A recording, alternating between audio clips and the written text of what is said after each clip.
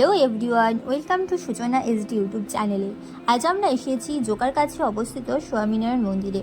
এটি পৈলাল মন্দির নামেও পরিচিত। কলকাতা থেকে খুব কাছেই অবস্থিত স্বামীনারায়ণ মন্দির।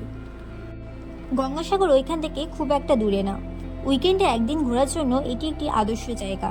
আপনারা স্বামীনারায়ণ মন্দিরে কিভাবে আসবেন, ভোগ কখন গ্রহণ করবেন, এই ভিডিওতে সমস্ত ডিটেলস দেওয়া আছে, তাই ভিডিওটি স্কিপ না করে শেষ অবধি দেখতে থাকুন।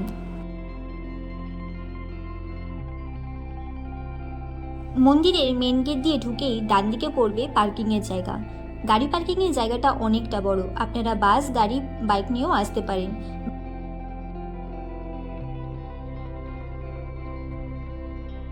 এই মন্দির খোলা থাকে সকাল 7:30 থেকে দুপুর 12টা অবধি, আর বিকেল 4টে থেকে সন্ধ্যে 8টা অবধি। মেন গেট থেকে একটু সোজা এগিয়ে আসলেই ডান দিকে পাবেন একটি সুন্দর ওয়াশরুম। এইখান থেকে বাঁদিকে সোজা রাস্তা ধরে এগুলেই পেয়ে যাবেন মন্দিরের প্রবেশ গেট।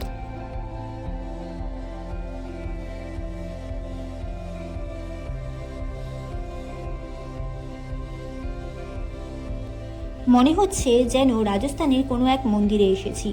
এই মন্দিরে ঢোকার জন্য কোনো রকম টিকিট লাগে না। মন্দিরটিতে যাওয়ার সময় দুপাশে রয়েছে অসম্ভব সুন্দর এরকম কারুকার্য করা। এখানে একটি আশ্চর্য ব্যাপার হলো, এই মন্দিরের উপর দিয়ে কখনো পাখি উঠতে দেখবেন না। মন্দিরে প্রবেশ করার পথেই এখানে দুটি চরণরেখা দেখতে পাবেন। মন্দিরের ভিতরে কোনো রকম ভিডিওগ্রাফি, ফটোগ্রাফি অ্যালাউ নেই। বাইরে আপনারা ভিডিও ও ফটো তুলতে পারেন, তাতে কোনো অসুবিধা নেই। চারিদিকে এত শান্ত পরিবেশ, মনটা সত্যি ভালো হয়ে যাবে।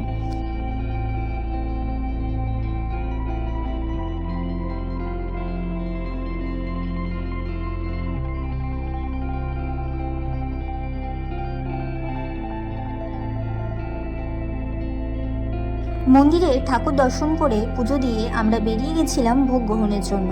ওয়াশরুম থেকে আর একটু সামনে গেলে ডান দিকে পড়বে ক্যান্টিন।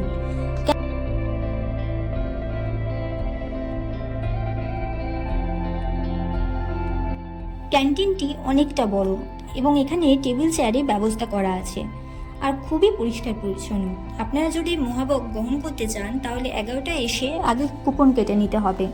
আমাদের দেরি হয়ে যাওয়ায় মহাভোগ গ্রহণ করতে পারিনি, তবে খিচুড়ি ভোগ গ্রহণ করেছিলাম, যেটির দাম ছিল মাত্র 47 টাকা। আর এই খিচুড়িটি দারুণ খেতে ছিল।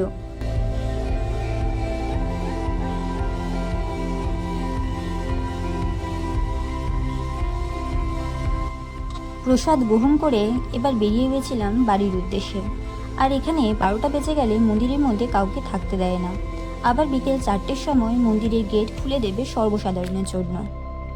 এবার বলে দিই আপনারা মন্দিরে কিভাবে আসবেন।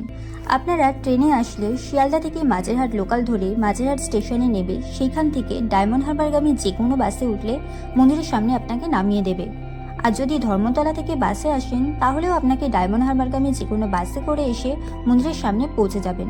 ভিডিওটি যদি ভালো লেগে থাকে একটি লাইক করে দেবে, শেয়ার করে দেবে আর সাবস্ক্রাইব করে দেবে।